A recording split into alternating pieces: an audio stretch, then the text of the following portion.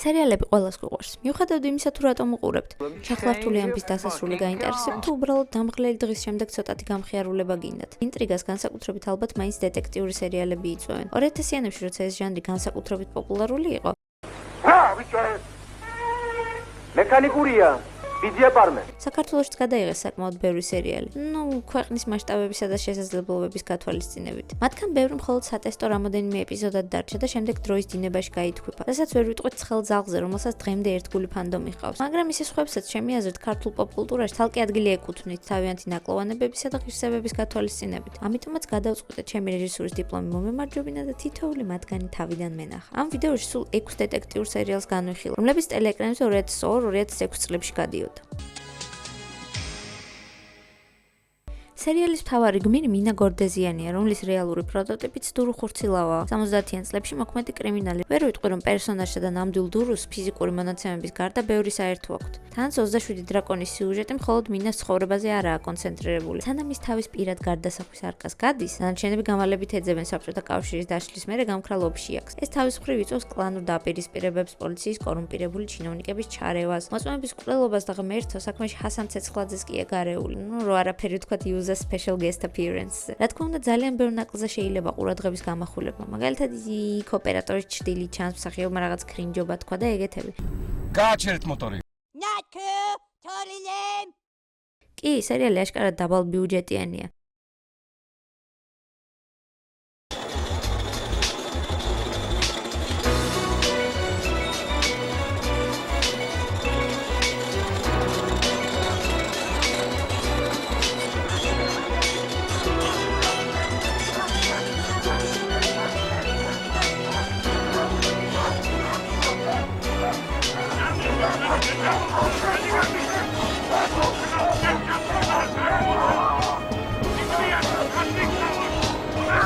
მაგრამ ჩემი ყველაზე დიდი გულისწყობა მასთან დაკავშირებით ისაა, რომ ამბავს საკმაოდ კარგი პოტენციალი ჰქონდა თავის პერსონაჟებიანად. თუმცა რადგან მხოლოდ 6 საცდელი სერია გადაიღეს და ისიც აშკარად გაჭირვებით, ისტორია წესიერად ვერ განვითარდა. ჯერ მარტო მინას გმირი რომ ავიღოთ. ეპიზოდებში გაბნეული ფლეშბეკებიდან ვიგებთ, რომ იგი ნამდვილად არ გეგმავდა დაბადებიდანვე კრიმინალი გამხდარიყო. მას სოფელში ბაბუა ზრდი და გაჭირვების გამო მოუწია მოჯამაგირედ დადგმო და კაცს, რომლის შვილებიც მაგრად აბულინგებდნენ და რომელმაც შრომის საფასურად შეპირებული ყველი არ მისცა. მოკლედ მინა ყველის ქურდობისთვის დაიჭირეს და როგორც ჩანს ამ სიტუაციის უსამართლობამ მოახდინა მის ცნობიერებაში. ის გარდატეხა, რომელმაც ცივსისხლიან დამნაშავედ აქცია. მინას აზროვნებით მის სამყაროში გადარჩენის ერთადერთი გზა სწორედ ძალადობაა და ეს არცაა გასაკვირი თუ ადრეული ასაკიდან გარშემო მეც არაფერს ხედავდა. სერიალის სხვადასხვა მომენტებში გმირს მართლა უწევს სხვა აგრესორებისგან თავის დაცვა, მაგრამ აქ ისიც ჩანს, რომ ცხოვრებაზე ასეთი შეხედულება ჭეშმარიტების რაღაც ნაწილს ბნელში ტოვებს და ყველაფერი უბრალოდ შავად და თეთრად არ იყო. ანუ არაა საჭირო ყოველთვის ვიღაცას მოერიო, რომ არ დაიჩაგრო. მთელი 6 ეპიზოდის განმავლობაში მინა ცდილობს საკუთარი თავი იპოვოს მისი პიროვნების ბოროტ და კეთილ მისწრაფებებს შორის. სწორედ ესაა მის პერსონაჟში საინტერესო. მისი მიზანი შინაგანი ბალანსის პოვნაა და არა მაინც და მაინც ბოროტების ჩადენა.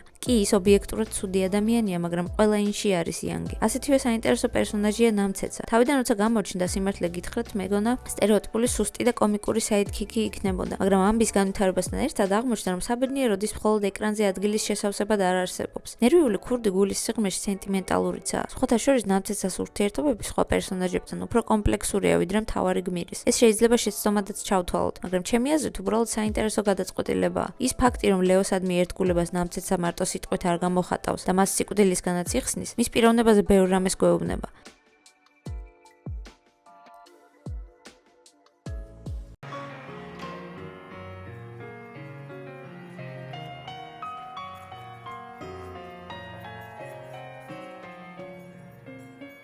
აი ეს უცხოელი, რამასტია. რომელი? აი მე რომ მოგიყვანე. ენდრიუ.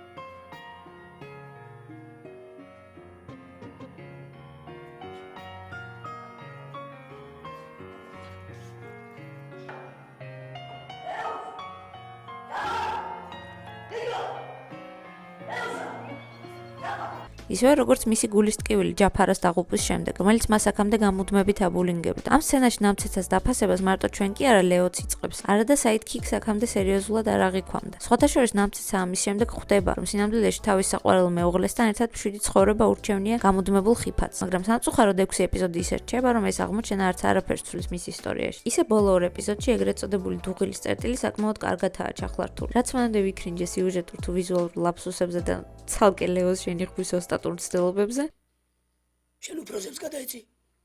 სტავკას ვაორმაგებთ. სწორედ იმდენად დაძაბული ვუყურებდი ამ სცენებს. ხოლო ბოლო ეპიზოდის პლოტ twist-ი, როცა მისტერ ენდრიუ კარგად შენიღბული კრიმინალი აღმოჩნდა, მართლა მომლოდნელი იყო. რადგან ეპიზოდების ატესტვა და სერიალს გაგრძელების პერსპექტივა თუ იმედი ჰქონდა, შემქმნელებმა ბევრი პასუხგაუცემელი კითხვა დატოვეს. გადაურჩა თუ არა ჰასან ცეცხლაძის ტყვიას მინა, იაგდებენ თუ არა ენდრიუს, მოიწამლა თუ არა ლეო ბოლოს და ბოლოს. მეისის ვერ გავიგე რანაირად ამოიხსნა მინა სტატუტი ბანკის ანგარიშის ნომერი. სამწუხაროდ პროექტი არ გაგრძელდა და ამ კითხვებზე პასუხს ვერ არასდროს გავიგებთ. საბოლოოდ 27 დრაკონს 10-დან მყარ 6 დაუწერდი. სტორილაინი საინტერესო იყო, მაგრამ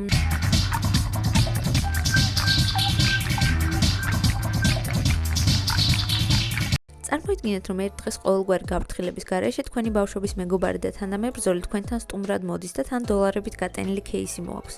მხოლოდ ჩემს სიზმრებში. მაგრამ ფული მოპარულია, თქვენს მეგობარს კი მოსდევენ. თქვენ გარბიხართ მისი ბინიდან საბუთების მოსატანად, რათა ქვეყნიდან გაქცევაში დაეხმაროთ, მაგრამ ამასობაში მას კლავენ. ახლა კი გიწევთ ცალკე თქვენი უდანაშაულობა ამტკიცოთ და ცალკე გაერკვეთ რა ჯანდაბა ხდება საერთოდ. სწორედ ასეთ სიტუაციაში მოხვდა სერიალის მთავარი გმირი ზაზა. თემოს დაღუპვის შემდეგ მან სამართლიანობის აღდგენა საკუთარ თავზე აიღო. რაც აქედანვე ბევრს გვეუბნება ამ პერსონაჟის ხასიათზე. ის მაყურებელს მალევე აყვარებს თავს და ამის განვითარებასთან ერთად უფრო და უფრო მეტად გულშემატკივრობთ. რადგან სხვა პერსონაჟებისგან განსხვავებით აშკარად მაღალი მორალური ღირებულება მატარებელია და ადვილია ენდო. კარგი პროტაგონისტის შექმნა ადვილი არაა, ამიტომაც ეს გლების ხორუმის დიდი პლუსია. სხვათა შორის გმირების სიუჟეტური ხაზები აქ გაცილებით უფრო ჩახლართულია და უფრო ხშირად იკვეთება ერთმანეთთან, ვიდრე 27 დრაკონში. მაგალითად, სერიალის მთავარი ვილენი ზაზას მამა, რომელმაც დედამისი მიატოვა. გურამი თან შვილთან ურთიერთობის აწყობას ცდილობს, თან სწორედ იმ გამოძიებისგან თავის დაძვრენას, რომელიც ზაზამ წამოიწყო. ლეილა, რომელიც სერიალის კრიმინალურ იერარქიაში გურამზე ერთი საფეხურით დაბლა, ნარკოსაქონლის თანხას საიდს ატანს. მუხტარის მისი მთავარი მომარაგებლის ძმას, რომლის დაც უყვარს ბიჭს საზღვრის მახლობელი სოფლიდან, რომლის ძმაც სამკვდროდაა მომარაგებელზე გადაკიდებული და აქ ისევ ჰასან ცეცხლაძის მთელი ბექსტორის გაელვება გვხდება. გამომძიებელი ნიკა მთელი სერიალის განმავლობაში საერთოდ გაურკვეველ თამაშს თამაშობს, ბიზნეს პარტნიორების ერთმანეთზე გადაკიდებასაც ცდილობს. და თქვენ გონიათ, რომ ამას კეთილშობილური მიზნებით აკეთებს, რათა საქმე გახსნას, მაგრამ ამ ამბავში დამნაშავეების პორტრეტებით საინტერესოდაა შედგენილი. მათაც აქვს თავიანთი ტრაგედიები და ნამდვილად არ არიან ორგანზომილებიანი ზღაპრული ბოროტმოქმედები, მაგრამ თან მაყურებლის სიმპათიასაც დიდად არ იმსახურებენ, რაც ჩემი აზრით კარგია. არა აუცილებელი ყველა პერსონაჟთან მიმართებაში მაყურებელი მორალური დილემის წინაშე დადგეს. ამ სერიალში ყველაზე მეტად ის მომეწონა, რომ ყოველ კითხვაზე მიღებული პასუხი ახალი, უფრო დამაბნეველი და რთული კითხვის დასაწყისია.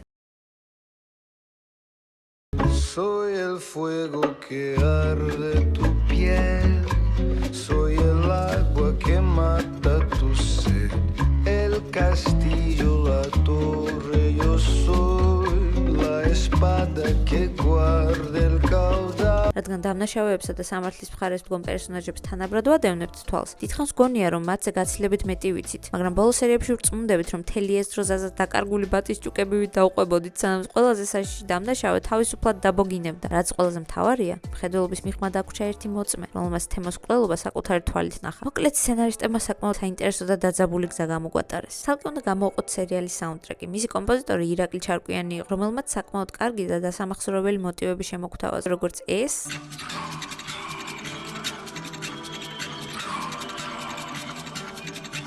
და ეს ხომ საერთოდ.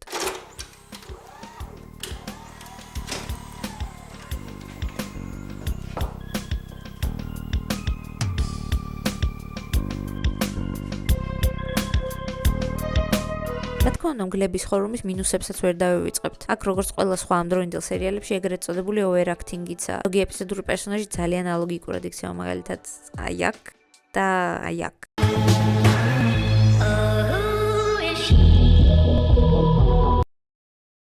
ამ სცენას საერთოდ ფსიქოლოგიური ტრაუმა მომაყენა. მაგრამ საბოლოოდ სიმართლე გითხრათ, ეს ერთადერთი სერიალია ამ 6 ეულში, რომლის არ გაგრძელებამაც მართლა დამწყვიტა გული. ესეც ძალიან დაძაბულ მომენტში გაწყდა, ისე რომ ვერც გავიგე რა ბედი ეციათ საბოლოოდ იმ პერსონაჟებს, რომელთაც ასეთი ინტერესით ვადევნებდით თვალს. ამიტომაც სერიალს ყველაფრის გათვალისწინებით 10-დან 8-ს დაუწერდი.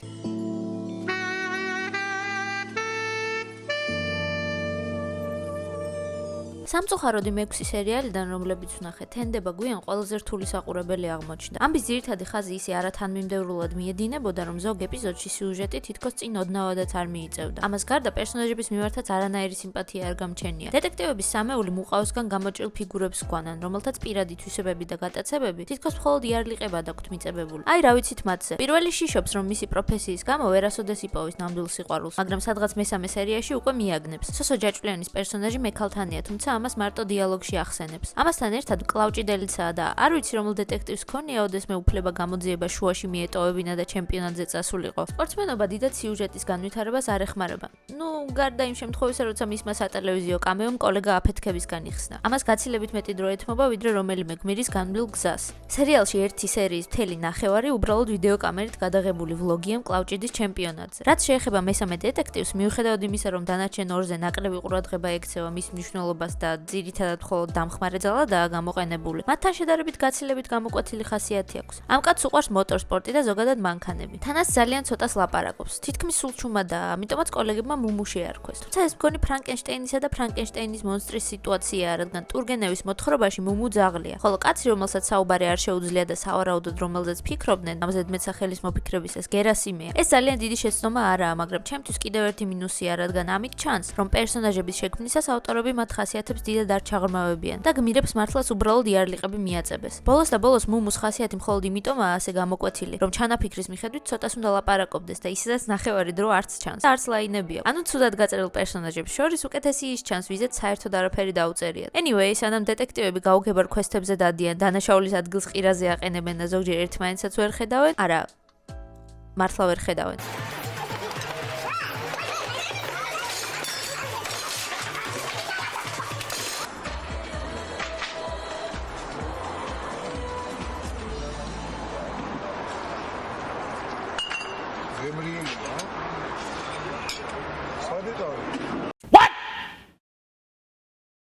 ამასობაში ეს სამი დამნაშავე ყოველ 5 წუთში ერთმანეთზე უარეს დანაშაულს ჩადის და სანამ გავაგრძელებ ეს ბავშვი დაიმახსოვრეთ. თუმცა მათ შორის მხოლოდ ერთი გელა გადარჩება. მას შემდეგ რაც ამას მუმუ მოკლავს სპეცოპერაციის დროს და შემდეგ სინანულით დამძიმებული აღსარებას აბარებს. პერსონაჟის განვითარების კარგი მცდელობაა, მაგრამ მუმუს ემოციურ მხარეზე ამაზე მეც არაფერს გვაღირსებენ. აქედანვე რომ იცოდეთ. ხოლო გიგილოს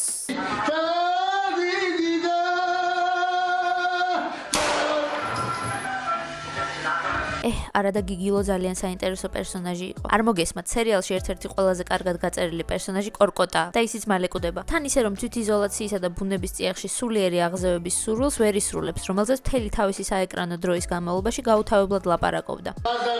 ერთი ქოხი მინდა, ერთი პატარა ზღვასთან მინდა ადგილი რომ დავისდე ჩემთვის გიჟივი თუ ჭკვიანივი რაღაცა მოახერხო ჩემისო დავიხავე აღარ მინდა ვაფშე არავინ აღარ მინდა რა გადავილიეთ მაო აღარ მინდა ვაფშე არავინ რა რაც შეეხება გელას თანამონაწილეთა საქმიდან გაქრობის შემდეგ მისი პიროვნების ფსიქოპათური მხარე სრულიად შლის ფრთებს და ის მსხვერპლებს პოკემონებივით აგროვებს. თანაც ლეოს მსგავსად საოცარი გარდასახვის უნარების წყალობით თავისუფლად გადაადგილდება ქვეყნის გარშემო. მისი მთავარი მიზანი სწორედ პირველი მსხვერპლისგან შეხულიფებული ფულით საზღვარგარეთ გაქცევაა. მაგრამ ეს ყველაფერი წყალში ვარდება, როცა მთელ თანხას ერთ წამში სადგურზე მორბენალ ჯიბგირ ბიჭებს ჩაახუტებს. ამდენი წვალების შემდეგ უეცრად ფეხქვეშიდან მიწის გამოცვლა საინტერესო პლოტ ტვისტია, რაც უნდა აღინიშნოს, მაგრამ ჯერ აი ეს მოქმედება და მერე ის ფაქტი, რომ გელა მაინც აგრძელებს თავის ვოიარს 1.5 საათიანი ნერვული ეპიზოდის შემდეგ, სიუჟეტის დადებით მომენტს საკმაოდ აუფასურებს. რადგან მიუხედავად იმისა, რომ დეტექტივების საქმეში დიდად არ არიან ჩართულები, გელას მაინც ნელ-ნელა იმწყდევენ კუთხეში და მოსაყოლი თითქმის არაფერი რჩება. არა და რამდენიმე სერია კიდევ იყო გადასაღები. შემქმნელებმა შემდეგ ოსტატურ ხერხს მიმართეს დროის შესავსებად. ფლეშბეკები.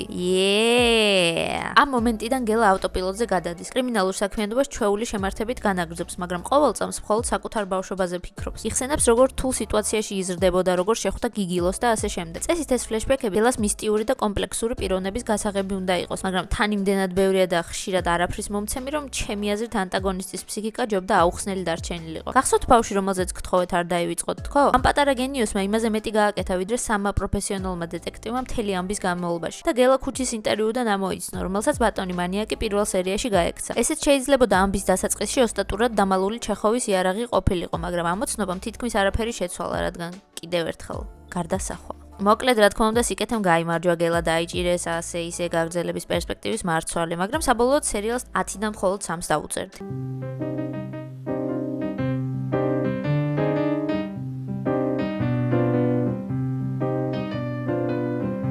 რა შეიძლება ვთქვა, რაც ამ სერიალზე უკვე არ თქმულა? ჩემი აზრით, ნამდვილად გაგვიმართლა, რომ ცხელი ძაღლის ატესტო ეპიზოდებად არ დარჩა. აქედანვე ვაღიარებ, რომ შეიძლება გარკვეულწილად მიკერძოებულიც ვიყო, რადგან ამ ნაწარმოებს ჩემს გულში განსაკუთრებული ადგილი უკავია ზოგადად ყველა სერიალს შორის, რომელიც კი ოდესმე მინახავს. თუმცა ეს იმას არ ნიშნავს, რომ ვერ ან არ ვხედავ იმ ნაკლოვანებებს, რომლებიც გააჩნია. უბრალოდ წინასწარ განვაცხადებ, რომ მიყვარს და ვაფასებ ცხელ ძაღლს იმისთვის, რაც არის. სერიალის მთავარი საყრდენი სცენარის რკინისებრად მყარი სტრუქტურა და კარგად დამუშავებული პერსონაჟებია. იგი ერთი ამოსუნთქვით მარტო იმიტომ არ იყურება, რომ ამბავი გვითხრევს, არამედ იმიტომაც, რომ გმირების მიმართ ძლიერ სიმპათიას ან ანტიპათიას გრძნობს. პროტაგონისტები სუპერგმირები არ არიან, ყველა სიტუაციაში არ იმარჯვებენ, მაგრამ დაბრკოლებების მიუხედავად სამართლიანობისთვის ბრძოლას განაგრძობენ გარემოში, სადაც ყველაფერი მათ წინააღმდეგაა მომართული. ალბათ ამასაც აქვს გავლენა სერიალის როგორც მაშინდელ, ისე დღევანდელ აქტუალობაზე, რადგან რთულია რა იმის იმედი ჰქონდეს, როცა ცხოვრება ყოველდღე უარესი ხდება. ადამიანი ბუნებრივად ყოველთვის ყველაფერში ნუგეშს ეძებს. მისი პოვნა გამოგონილ პერსონაჟშიც შეიძლება, თუ კი იგი იმდენად კარგადაა გაწერილი, რომ მაყურებლის თვალში რეალურობის განცდას ქმნის. ცხელი ძაღლის შემქმნელებმა ეს მშვენივრად მოახერხეს. ლექსოსა და ბიძინას ყოველი სიტყვა თუ საქციელი არა მხოლოდ სიუჟეტის განვითარებას, არამედ მათი პიროვნებებისა და ხასიათის ილუსტრაციას ემსახურება. ისინი ფიქრობენ, განიცდიან, იბრძვიან და მოქმედებენ როგორც ნამდვილი, ჩვეულებრივი ადამიანები და არა როგორც უბრალოდ ამბის მოსათხრობად შექმნილი პერსონაჟები. მათი გადატანილი სირთულეები და ეჭვები, რომლებიც ბუნებრივია უჩნდებათ, ყველა ჩვენგანისთვის ნაცნობი და ახლო განცდა. ამიტომაც ამ გმირებს ისევე გულშემატკივებთ, როგორც გულის სიღრმეში საკუთარ თავებს. მაგრამ კარგი პროტაგონისტი ფორმულის მხოლოდ ნახევარია. იმისთვის, რომ ისტორია სათანადოდ გამართული იყოს, მედლის მეორე მხარეც არანაკლებ უნდა ბრწყინავდეს, ვიდრე პირველი. ცხელი ძაღლის მთავარი ვილენი უჩა ზერაგია. ლექსოსა და ბიძინას მსგავსად მშვენივრად გაწერილი პერსონაჟია. ამიტომაც მათ შესაბამის მეტოქეობას უწევს. ზერაგია მხოლოდ დეკორატიული ბოროტი ძია არაა, რომელმაც პროტაგონისტები უფრო უნდა შეაყვაროს მაყურებელს. მისი გმირის ყველაზე ძლიერი მახასიათებელი გამორჩეული ჭკუა და მოხერხებაა, რაც უნებურად ჩვენში აღტაცებას იწვევს. ეს იმას არ ნიშნავს, რომ ავტორები მის რომანტიზირებას ცდილობენ. ზერაგია აბსოლუტურად ნეგატიური პერსონაჟია. ვიტყოდი, რომ მისი უნარი ყველა საქმიდან მშრალად გამოვიდეს.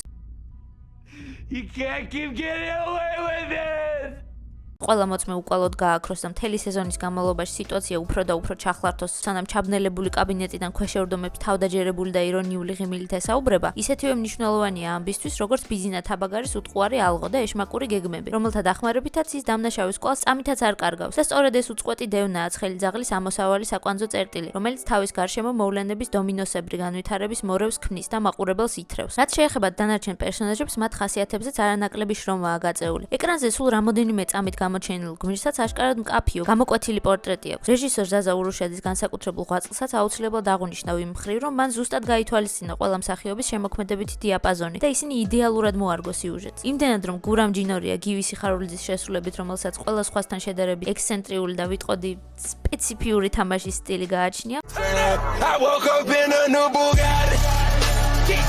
I woke up in a new სულაც არაა გარემოდან ამოვარდნილი. სიუჟეტზე საუბრისას მომიწევს დანარჩენ სერიალებთან შედარებით ნაკლებად ჩავეძიო დეტალებს, რადგან ცხელი ძაღლი არა რამოდენიმე სერიას, არამედ რამდენიმე სეზონს მოიცავს და ყველაფერზე ყურადღების გასამახვილებლად დრო არ გვეყოფა. მოკლედ სერიალის სტრუქტურა ასეთია. სეზონის მთავარი კვანძის მყარი ნერგიდან თითოეულ სერიაში განვითარებული შედარებით პატარა ამბები ფესვებივითაა გამოზრდილი და ცალკე ისინიც ერთმანეთს უკავშირდებიან. ანუ ცალკეული სერიის შინაარსის სრულყოფილად გასაგებად აუცილებელია მთელი სეზონი ნახო, ხოლო მთელი სეზონის გასაგებად სულ პირველივე სერიიდან უნდა დაიწყოთ. ამბის მიმდინარეობას მშვენივრად აფორმებს საუნდტრეკიც, რომელიც იდეალურად ხატავს განწყობას და თავის მხრივ სერიალის განუყოფელი ნაწილია. ასევე მაყურებელსა და არამაყურებელს შორის თანაბრად პოპულარული. აქ არც ერთი მოვლენა ტყუილად არ ხდება. ყველას რაღაც წვლილი შეაქვს თავარ ამბავში და ხშირად პატარა, ერთეული და ზოგჯერ წვრილმან დანაშაულს საბოლოოდ დიდი ამბის გახსნამდე მივყავართ. თუნდაც პირველი სეზონი ავიღოთ. თითქოს თავიდან მხოლოდ ხათუნას მკვლელობის გამოძიებას ვადევნებთ თვალს. მაგრამ როცა მის მკვლელს პაუკასაც თავიდან იშორებენ, დეტექტივს უწევთ უფრო ღრმად შეტოპონ. პაუკა საკმაოდ საეჭვო პიროვნებას ჯინორიას ექვემდებარებოდა. ჯინორიაზე დაკვირვება გეჯაძეზე გაგვიყვანს, ხოლო გეჯაძე და ჯინორია ერთად პირდაპირ ზერაგიაზე. ცხელ ძაღლზე საუბრისას კიდევ ერთი რამ აუცილებლად უნდა გამოიყოს ცალკე. ეს სწორედ ის გარემოა, რომელშიც მოქმედება ხდება. ავტორები არ ერიდებიან იმ დროინდელი საქართველოს ზუსტი და ნამდვილი სურათის წარმოჩენას. კორუმპირებული მაღალი სახელმწიფო ეშელონები, კრიმინალები, რომლებიც ბიზნესის ყველა განშტოებას ფლობენ. უბრალო ხალხი, რომელიც იძულებულია გადარჩენისთვის იბრძოლოს და პოლიცია, რომელსაც არც სახსრები და არც რესურსი არ გააჩნია არა მხოლოდ საკუთარი საქმის შესასრულებლად, არამედ დღიდან დღემდე თავის გასატანადაც კი.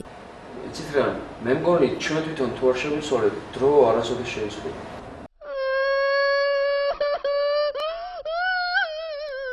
მართალია ყველა სხვა სერიალში, რომლებიც ამ ვიდეოსთვის ვნახე, იმდროინდელი სოციალურ-პოლიტიკური მდგომარეობა ასე თუ ისე ასახული თუ არა ვერბალურად ნახსენები მაინცა, მაგრამ არც ერთი მათგანი ამ საკითხს იმდენად ღრმად არ ეძიება, როგორც ცხელი ძაღლი. შემქმნელებს უკან არ დაუხევიათ ქვეყნის პრობლემებზე საუბრისას. იმდენად რომ ვარდების რევოლუციის შემდეგ გადაღებულ მეოთხე სეზონში ახალი მთავრობის ჩადენილი დანაშაულებები დაუფარავად გვაჩვენეს, რის გამოც ეს სეზონი აიკრძალა და კიდაღამ განადგურდა კიდეც. გონი ეს პირდაპირ ზოგჯერ უხეში სურათებიც ქართული რეალობიდან სერიალის კიდევ ერთი პლუსია. მათთან შეხამებული სეზონების ფინალები, რომლებიც ყოველთვის გვიტოვებენ გულში იმედის მარცვალ, ჩემი აზრით მაყურებელზე დადებით გავლენას ახდენს. ბოლოს და ბოლოს ხელოვნება და განსაკუთრებით კინო ყოველთვის მხოლოდ გასართობი არაა. როგორც წეღან ვახსენეთ, ცხელ ძაღლს თავისი მინუსებიც აქვს, რომელთა არაღნიშნვაც არ შემიძლია. პირველი რაც ყველაზე მეტად დამამახსოვრდა ბაშკირას უკვდავების ფენომენია. მსახიობი პირველ სეზონში ახალგაზრდა ბიზნესმენის თემურ ბილიხოძის როლს ასრულებს. ხვდება და მეორე სეზონში სხვა პერსონაჟად ბაშკირად გვევლინება. არ ვიცი რა არის ამ უხეში შეცდომის მიზეზი, მაგრამ ფაქტი ფაქტია. მსახიობი არც გარეგნულადაა შეცვლილი და არც ეს ორი პერსონაჟი უკავშირდება რაიმეთი ერთმანეთს. განსხვავებით ონგერ და ჯემალ კაკაურიძეების შემთხვევისა. ამას გარდა ეს ორი გმირი ხასიათითა და მანერებითაც საკმარისად განსხვავებულია იმისათვის, რომ პირიქით აქ ერთი მსახიობის მიერ შესრულებული ორი როლი სერიალის პლუსიც გია. მატრიცის გლითს მეხუთე სეზონშიც ხვდებით, სადაც მეორე სეზონის ეპიზოდური გმირი მებონია რუსეთის საკონსულოს თანამშრომლად რეინკარნირდება. ისე ცალკე აღებული ეს 9 ეპიზოდი საკმაოდ განსხვავდება წინა 4 სეზონისგან. პირველ რიგში იმით, რომ სხვა რეჟისორი ყავს. მეორე რაც მაშინვე მომხდა თვალში ეპიზოდური გმირების მახასიათებლების ცვლილება. ისინი აღარ არიან კოლორიტული სახეები და უფრო კარიკატურებს დაემსგავსნენ, რომელთაც უბრალოდ მთავარი გმირებისთვის ინფორმაციის მიწოდება, ან მაყურებლისთვის რამის განმარტება ევალებათ და არა სიტუაციისა თუ გარემოს განწყობაში ლომის წილის დადება. ზოგადად არტისტების თამაშის სტილსაც რაღაც ძალდატანებულობის ელფერი დაჰკრავს, თუმცა ამას ვერანაირად ვერ ვიტყვი ჟანრი ლოლაშვილზე. ზახარიჩი როგორც ყოველთვის ფორმაშია. რაც შეეხება ამბავს, სიუჟეტური კვანძი საკმაოდ საინტერესოა და მიუხედავად იმისა, რომ ზერაგია ბარსელონაში გულაობს და მისი საქმეში ყოფნა გვაკლია, ბალდუინის გვირგვინის სტორილაინი.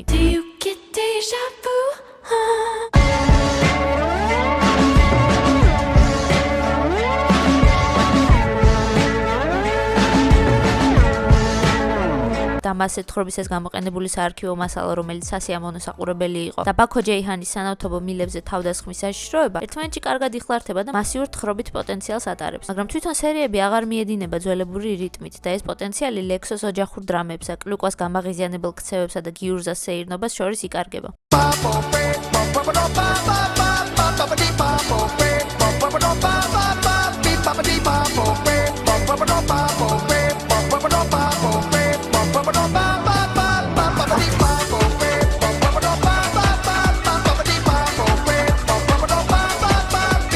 მართალია ცხელძაღლოლოგების ნაწილი მეხუთე სეზონს საერთოდ არ აღიარებს ეპოსის ნაწილად, მაგრამ ვერ ვიტყოდი რომ ასე ცუდადაა საქმე. რაც უნდა იყოს ჩემი საყვარელი სეზონი მაინც მესამეა, ანუ ჰასან ცეცხლაძის full blown spin-off special. საბოლოოდ ცხელი ძაღლის უცვლელ პირველობაზე თავისი ეპოქისა და ჟანრის ქართულ სერიალებს შორის ჩემი აზრით ყველაზე მეტად ის მიუთითებს, რომ იგი დღემდე აქტიური განხილვის თემაა. ყავს მზარდი ფან-ბაზა და დღევანდელ პოპ-კულტურაში სტოვის მნიშვნელოვან კვალს. თუნდაც სერიალი ბოლო სეზონი რომ ავიღოთ, რომელშიც უამრავი რეფერენსი და კამეოა ცხელი ძაღლიდან. სხვა რა გავთქვა 10-დან 10. საღოლთმაო რა.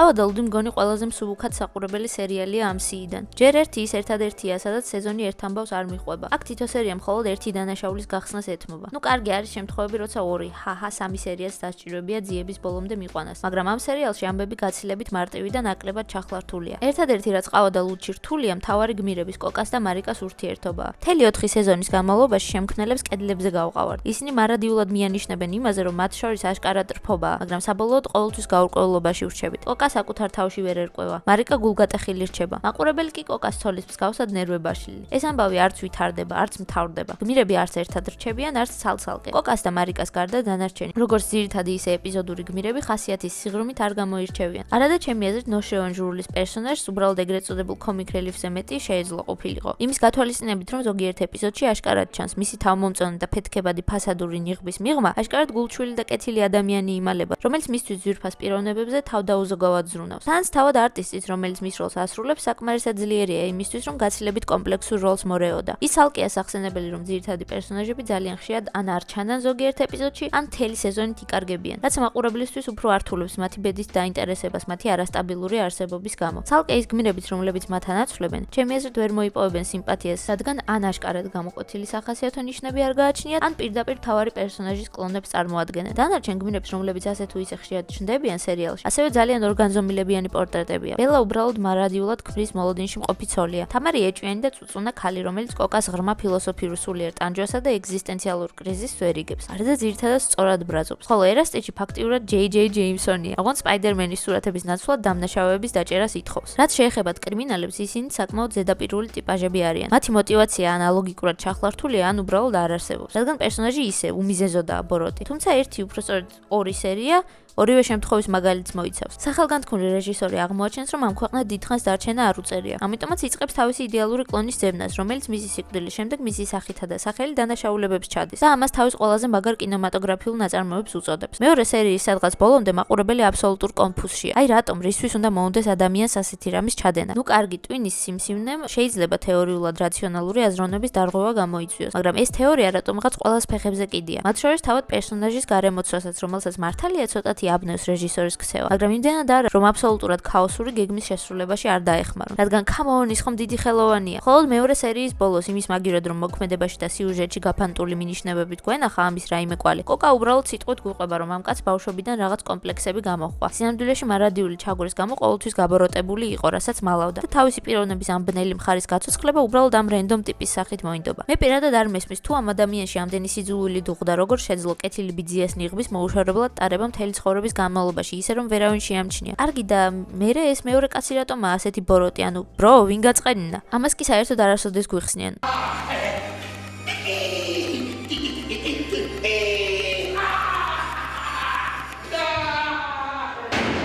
უბრალოდ ეგეთია. ასეთი ტენდენცია უამრავ ეპიზოდში მეორდება. ნარკომანი მამა უბრალოდ გადაწყვეტს, რომ ზედმეტად დაანგრია ოჯახური იდილია და თავისი ხელით აკვლევინებს სოლს თავს. ან ჯამბაზი, რომელსაც ცოლი მდიდარ კაცთან გაექცა, სრულ ჯოკერ მოუდზე გადადის, ჭკუიდან იშლება, შვილებს აიყოლებს და დიადი შურისძიების სახელით სერიული მკვლელი ხდება. მეფეებზე ანუ მდიდრებზე გაბრაზებული, რატომღაც უბრალო ხალხის ხოცვას იწყებს და ქვეყნის სისხლით გაწმენდას ლამობს. ზოგ სერიაში მომხდარი მოვლენები იმდენად ცდება ლოგიკის სფეროს, რომ ფანტასტიკის ჟანრში გადადის. ერთგან მარიკა წარმოსახვით ადამიანს გამოიგონებს, რომელიც მის სახლში შემოძრება, როცა მეზობლის ქმარს გაურბის და საკუთარი ტანსაცმლის მოლოდინში მასთან ფილოსოფიურ დიალოგებს გააბამს. მერე თავს მარიკას ქფრად გაასაღებს და ბოლოს, რადგან მარიკას ნამდვილი ქმარი და კოკაც მოდიან სტუმრად, იწყება ნგრევა და ქაოსი. მაგრამ ამ ეპიზოდში არაფრის გამოძიება არ ხდება. ეს უბრალოდ მარიკას სიზმარია, რომელიც არც არაფერს ცვლის სტორილაინში და არც რამე ახალს და მნიშვნელოვანს გვეუბნება. გარდა იმისა, რომ მარიკას ტრაგიკული სასიყვარულო ცხოვრების სურათს ხატავს. ეს კი თან ისედაც ვიცოდით, თან გონი ცალკე არ სჭირდებოდა ეპიზოდად გამოტანა, რადგან ყველაფერი ეს ზოგად სიუჟეტში მშვენივრად გაიბნეოდა. მეორე სერიაში, რომელშიც ასევე ხვდებით ფენტეზისა და ჩემი აზრით ცოტა ჰორორის ელემენტებსაც, დემენციით შეპყრობილი მოხუცი კაცი მარიკას არსაიდან გამოეცხადა. მერე აღმოჩნდა, რომ იგი თურმე მრავალი წლის წინ გარდაიცვალა და იმ ქვეყნიდან მობრუნდა, რათა სწორედ ისევე როგორც მაშინ, როცა დაიღუპა, ახალგაზრდა გოგონას სიცოცხლე იხსნას და ნუ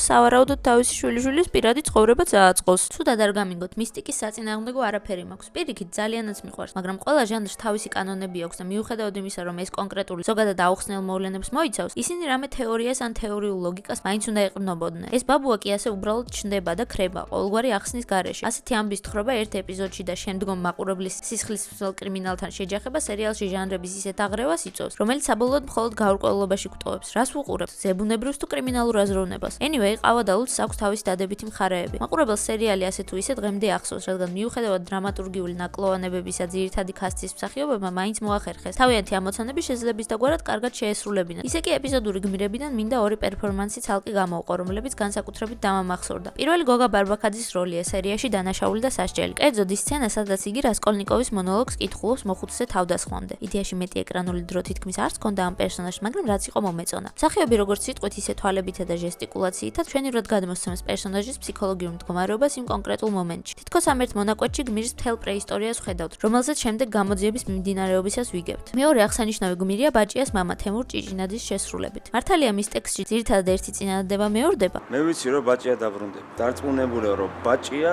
გაიქცევა. ბაჭია გაიქცევა. გაიქცე ბაჭია. ჩემი ბაჭია ყველაფერს გააკეთებს რომ სახლში დაბრუნდეს, გესმით? გაიქცე.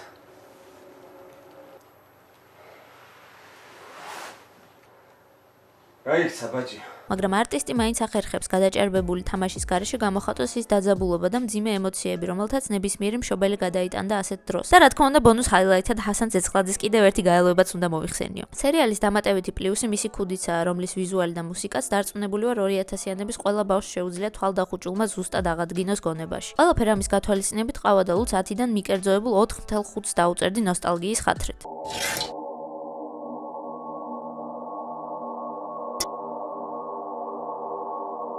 თითქმის გემო 2000-იანების ქართული დეტექტიური სერიალების უკანასკნელი მოჰიკანია. ყველა დანარჩენზე გაცილებით გვიან გადაღებული. იგი 8 ეპიზოდს მოიცავს, თუმცა მისი დასასრულით ვერ მივხვდი ეს 8 სატესტო სერია იყო თუ ამბავმა აქ ამოწურა თავი. მოდი აქამდე რომ მივალთ დასკვნები თავად გააკეთეთ. სიუჟეტ სერიული მკვლელის ზაზას და გამომძიებელი ირინას ჩახლართულ ურთიერთობაზე გვიყვება. ისინი ერთმანეთს ბათუმიდან თბილისისკენ მომავალ მატარებელში გაიცნობენ, რომელიც რატომღაც ფოთში შერდება. და სხვათა შორის რატომღაც ბათუმის სადგური ფოთის სადგურის იდენტურია. ეს არაა ძალიან მძიმე კინოცოდა, უბრალოდ ჩემი თავით ვამაყობ რომ შევამჩნია. ზაზა და ირინა არ გახანს ლაპარაკობენ ღრმა ფილოსოფიურ საკითხებზე, ცხოვრებისეულ შეხედულებებზე და თან ერთმანეთს რეალურ ვინაობას არ უმხელენ. ამის შემდეგ კი ვხვდებით სერიალის მრავალი პიკანტური სცენებიდან ერთ-ერთს. ირინა იბნევა, ფიქრობს რომ ეს შეცდომა აღარ უნდა განმეორდეს, მაგრამ ზაზას ნომერს მაინც იტოვებს. თბილისში ჩასვლისთანავე ის ისევ უკან მიდის, ფოთში მკვლელობის გამოსაძიებლად. დიახ, სწორად გამოიცანით ზაზას მოკლული ქალის საქმეს.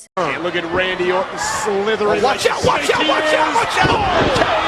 მე კი სიმართლე გითხრათ, ცოტა მეზედმეტა ის ფაქტი, რომ პერსონაჟს წინ და უკან სიარული უწევს, ანუ სხვაგანაც შეიძლებოდა ერთმანეთი გაეცნოთ, მაგრამ ოკეი. სანამ ირინა თავისი ქაოტური ოჯახის წევრებთან აგვარებს ურთიერთობას და საკუთარ თავს სარკეში აკვირდება, ჩვენ ზაზას წარსულის სურათებს უყურებთ, საიდანაც ვიგებთ, რომ მისი მანიაკალური მისწრაფებები სწორედ ძალადობითა და აგრესიით გარემოცული ბავშვობის წიაღში დაიბადა. ზაზა ყველას მსხვერპლი იყო, მამის, რომელიც მისი მამა არ იყო, თანატოლების და უბანში მოთარეშე პედოფილისაც კი, რომელმაც სწორედ ის დანააჩუქა, რომლითაც ზაზა თავის სამიზნეებს უსწორდება. მათ შორის იარაღის ყოფილ პატრონსაც, რომელსაც რატომღაც ქალი თამაშობს. ერთი სიტყვით ტვრის გემოში მთავარი დამნაშავის мотиваცია გასაგებია. ზედმეტად გასაგებიც კი. მას მარველის ბოროტმოქმედის დონის პრეისტორია აქვს, მაგრამ პროფესიული უნარებით განსაკუთრებით არ გამოირჩევა. რა თქმა უნდა, ყველა ვილენი მორიარტის დონეზე ხელშეუხებელი ვერ იქნება, მაგრამ ზაზა ყველა მსხვერპლთან ისეთ კავშირებსა და კვალს ტოვებს, რომ ბიძინა თაბაგარი მას მესამე სერიის ბოლოს მაინც აუცილებლად აიყვანდა. თითქმის ყველა მოწმე მას პირდაპირ თუ არა ირიბად მაინც ადებს ხელს. თუმცა ირინამ მთელი ეს დრო მხოლოდ ოდნავი ეჭვით შემოიფარგლება. თანაც ცალკე ისაა საინტერესო, რომ ზაზას ვინაობასა და ადგილსამყოფელს ამდენი ხნის განმავლობაში ვერ ან არ ადგენენ. მიუხედავად იმისა, რომ მისი სახელით, გვარით და ყოფილი საცხოვრებელიც იციან და როგორც ერთი მეზობელი ამბობს, ის მშობლების ბინასაც სტუმრობს ხოლმე. და თან არა მარტო სტუმრობს, აქ ტოვებს დღიურებს, რომლებშიც დეტალებში აღწერს ჩადენილ მკვლელობებს. ფაქტიურად გამომძიებლებს მტკიცებულებების მთელი ბუკეტი ცხვირწინ უდევთ. მაყურებელს კი ისეთი განცდა რჩება, რომ ისევე უნდა მიანიშნოს ირინას ზაზას, როგორც მოგზაურ დორას. ცალკე სასაუბრო თემაა ურთიერთობები პერსონაჟებს შორის. ამ მხრივ ყველაფერი ძალიან ჩახლართულია. მოკლედ რომ აგიხსნათ, პერსონაჟების დაახლოებით 50% ირინას ყოფილი საყვარელი ან ქმარია. 30% ზაზას პარტნიორები, მათ შორის რატომღაც ირინას შვილიც. და 20% რა ვიცი,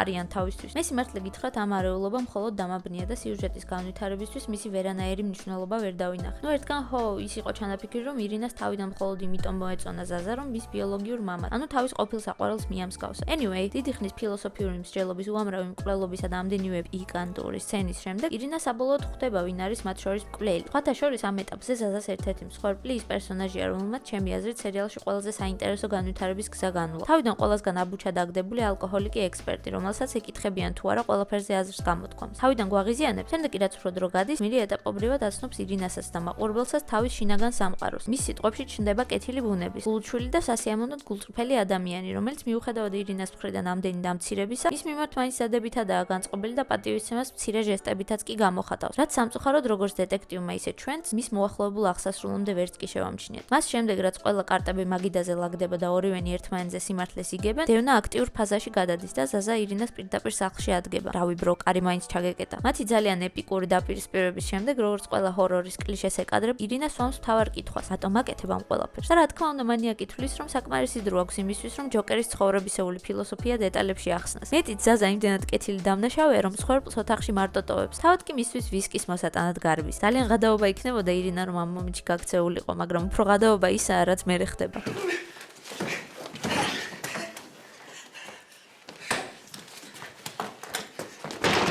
ამ სერიალში ეს მომენტი მიყვარს განსაკუთრებით და კიდევ ერთი. რა შვები, რა საკეთებ ცხოვრებაში? მე?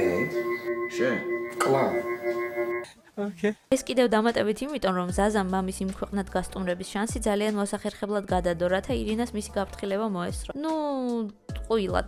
ყვილად გაფრთხილება. მოკლედ ირინა გაქცევა სახერხებს და ზაზასაც კლავს, მაგრამ რასაკვირველია, საბოლოო კერესესე ომბრე მომენტისთვის აღმოჩნდება, რომ ზაზას შვილი ჰყავს. დაივიწყეთ კივილის მეშვიდე ნაწილი ამოშალეთ საყურებელი სიებიდან ყველა თრილერ ფრანჩიზი რაც გაქვთ, რადგან ახალი იბადება. ბავშვი ირინას გადაეცემა. ოჯახის გარეშე დარჩენილი დეტექტივისთვის ეს ახალი ცხოვრების დაწყების და ტრამვების მოშუშების შანსია, მაგრამ გონი ამბავი ბოლომდე არ მისულა. თუ მივიდა, ყველაფრის გათვალისწინებით ტვრის გემო ჩემი აზრით 10-დან მყარ 5-ს იმსახურებს და ამით სრულდება ჩვენი დღევანდელი ნოსტალგიური ვოიაჟი. ყოჩახ თუ ვინმე აქამდე გაძლო. რა თქმა უნდა, ყველა სერიალი შედევრი არ იყო, მაგრამ ასე თუ ისე მე პირადად თითოეულ მათგანს ვაფასებ და მიხარია რომ არსებობენ. არა მხოლოდ როგორც მხატვრული ნაწარმოებები, არამედ ჩემი ბავშვობის დროინდელი გარემოს მატიანეც. სამწუხაროდ ხშირად მათში ასახული შემთხვევები დღესაც რელევანტურია. ანუ ამ 20 თუ მეტ ნაკლებ წელიწადში ბევრიც არაფერი გვისწავლია. თუმცა ეს სერიალები ასე თუ ისე მაინც ჩვენი მხატვრული კულტურის ნაწილია და მთავარი ის არაა, რამდენად კარგი თუ ცუდი გამოვიდა რომელიმე მათგანი. ჩემი აზრით, მთავარი მაინც ისაა, რომ რეჟისორებმა, სცენარისტებმა და მსახიობებმა მიუხედავად ყველა გარემო ფაქტორისა, რაღაც ამბის მოყოლა შეძლეს. როგორც რიგით ხელოვანს მგონია, რომ სანამ რაღაც მაინც გვაქვს მოსაყოლი და დედამიწაზე ერთი ყური მაინცაა, რომელიც მოგვისმენს და ჩვენი ამბებიდან ძალიან ღრმა ფილოსოფიურ დასკვნას თუ არა, რამოდენიმე ხნით სასიამოვნო ემოციებს მაინც მიიღებს, ყველაფერი დაკარგული არაა. ახლა კი ის დროა დაგემშვიდობოთ. იმედია მოგეწონათ ეს ვიდეო, თუ მოგეწონათ უჩემოდაც გეცოდინებათ რა გააკეთოთ და